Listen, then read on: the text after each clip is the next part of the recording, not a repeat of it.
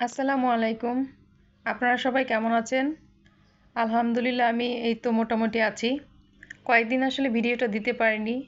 আসলে আমি বাসায়ও ছিলাম না। আমার আম্মা অসুস্থ ছিল। আবার নিজেরও একটু শরীর ভালো ছিল না।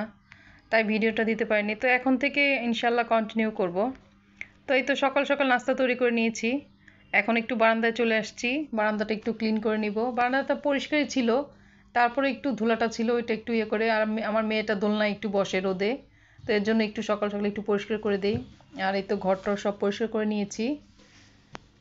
এই তো আমি এখন রান্নার দিকে যাব। কয়েকদিন আসলে ভিডিওটা দিতেই পারিনি, একদম বেশি শরীরে অসুস্থ ছিল আমার আম্মার। তো সবাই আমার আম্মার জন্য দোয়া করবেন। এখন আলহামদুলিল্লাহ আগে থেকে ভালো আছে। এর আগেই আমি বলছিলাম যে আমার আম্মার ডেঙ্গু হয়েছিল। তো এখন হসপিটাল থেকে বাসায় আসছে, তো আলহামদুলিল্লাহ এখন আগের থেকে অনেকটা ভালো আছে। আর যার যার বাবা মা আছে সবাই সবার বাবা মার জন্য অবশ্যই দোয়া করবেন, খেয়াল রাখবেন। আর এই তো রান্না করার আগেই হ্যাঁ, কড়াইটা ধুতে গেছি আর এই হ্যান্ডেলটা ভেঙে গেছে। কেমনটা লাগে বলেন? তো যাই হোক, রান্নাটা কমপ্লিট করে ফেলি। হাতল না থাকলে কি হবে, রান্নাটা কমপ্লিট করে ফেলি। কড়াইটা যেহেতু ভালোই আছে, রান্নাটা করে ফেলি। আজকে আমি এই যে অল্প পরিসরেই রান্নাটা করব, আসলে বেশি কিছু করব না। বাসায় যেহেতু ছিলাম না, ফ্রিজে তেমন কিছুই ছিল না, ও যে টুকটাক যা ছিল তাই দিয়ে আজকে রান্নাটা করে ফেলবো। আজকে এই যে শুধু ডিম কপি ছিল আর আলু দিয়ে, নতুন আলু দিয়ে এটা রান্নাটা কমপ্লিট করে ফেলবো। বাসায় যাদের ছোট বাচ্চা থাকে আসলে এখনকার সিজনটা এমন যে ঠান্ডা ঠান্ডা পড়তেছে, যারা ছোট বাচ্চা বা বৃদ্ধ, আর এখন তো ডেঙ্গুর সিজন, তো মানে এইবার যে কি পরিমাণ মানে সবাই এই রোগ মানে ডেঙ্গুতে আক্রান্ত হয়েছে। আল্লাহ তালা সবাইকে ভালো রাখুক, সবাইকে সুস্থ রাখুক। আর যাদের বাচ্চা বাসায় বাচ্চা বা বয়স্ক যারা আছে সবাই সবার বাবা মার দিকে, বাচ্চাদের দিকে খেয়াল রাখবেন, কারণ এই যে ঠান্ডা ঠান্ডা পড়তেছে, দেখা যায় বাচ্চাদের সর্দি কাশি লাগে। সবাই খেয়াল রাখবেন আর নিজেদের দিকেও খেয়াল রাখবেন। কয়েকদিন আমি ভিডিওটা দিতে পারিনি, কন্টিনিউ করতে পারিনি আসলে। আমি এখন চেষ্টা করবো ইনশাল্লাহ কন্টিনিউ করার জন্য। তো সবাই আমার পাশে থাকবেন, সবাই আমার চেষ্টা করবেন যে আমার ভিডিওটা দেখার জন্য। আর আমিও যাদের ভিডিওটা এতদিন দেখতে পারিনি অবশ্যই চেষ্টা করব যে যখন অবসর টাইমটা হবে অবশ্যই আমি চেষ্টা করব তাদের ভিডিওগুলি দেখার জন্য, কমেন্টস করে দেব ইনশাল্লাহ। আপনারা আমার পাশে থাকবেন, সবাই আমাদের জন্য দোয়া করবেন, সবাই যাতে আমরা ভালো থাকতে পারি আর এগিয়ে যেতে পারি। এই তো আমি মোটামুটি রান্নাটা কমপ্লিট করে মানে মশলাটা কষিয়ে নিচ্ছি। তারপরে অল্প কিছু বললাম না, আজকে অল্প কিছু করব, বেশি কিছু করব না। তো তাই এই যে ডিম দিয়ে ফুলকপি আর আলু দিয়ে মিক্সড করে করে ফেলবো আর কি। আর হচ্ছে আমি আরেক চুলায় হচ্ছে ডাল দিয়েছিলাম, ওই ডালটাও বাগার দিয়ে নিছি।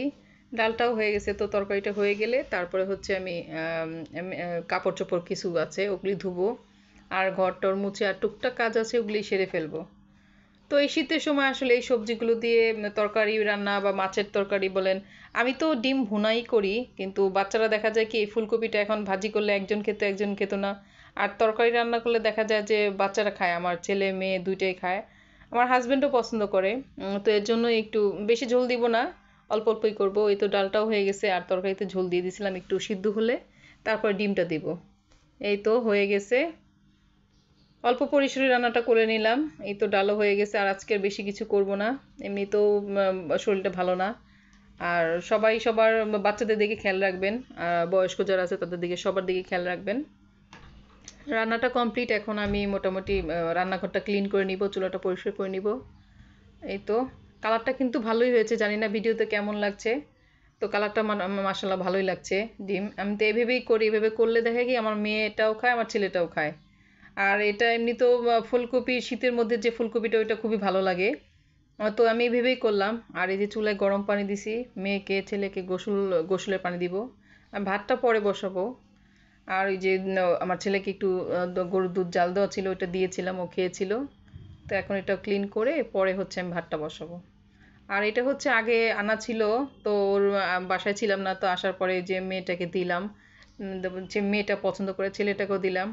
ওরা এই ফলগুলি খায় আসলে, বেশি একটা অন্য কিছু খেতে চায়, আপেল খেতে চায় না অতটা। তো দেখা যায় কমলা, আর শীতের সময় এই কমলাটা খুবই ভালো লাগে। আর ভিটামিন সি যেহেতু সবার সব খেলেও ভালো লাগে আর কি বাচ্চাদের। আর এই যে আমি সাথে সাথে রান্নাটা কমপ্লিট করে রুটিটাও বানিয়ে নিচ্ছি। আমি আগের দিন আসলে এভাবে রুটিটা বানিয়ে রাখলে কি হয়, সকালবেলা উঠে আর ঝামেলা হয় না, তাড়াতাড়ি হয়ে যায় আসলে। তারপরে এই তো এভাবে রেখে দিলে না আর রুটিগুলো লাগে না। তারপরে তো ফ্রিজে রেখে দেবো এভাবেই। আর সবাই ভালো থাকবেন, আর সবাই আমাদের জন্য দোয়া করবেন, সবাই আমরা যাতে ভালো থাকতে পারি। আর আমি অবশ্যই এই কয়দিন যাদের ভিডিওতে দেখতে পারিনি অবশ্যই আমি দেখব। আপনারাও চেষ্টা করবেন যখন কারো ভিডিও দেখার সবাই সম্পূর্ণ ভিডিওটা দেখার জন্য।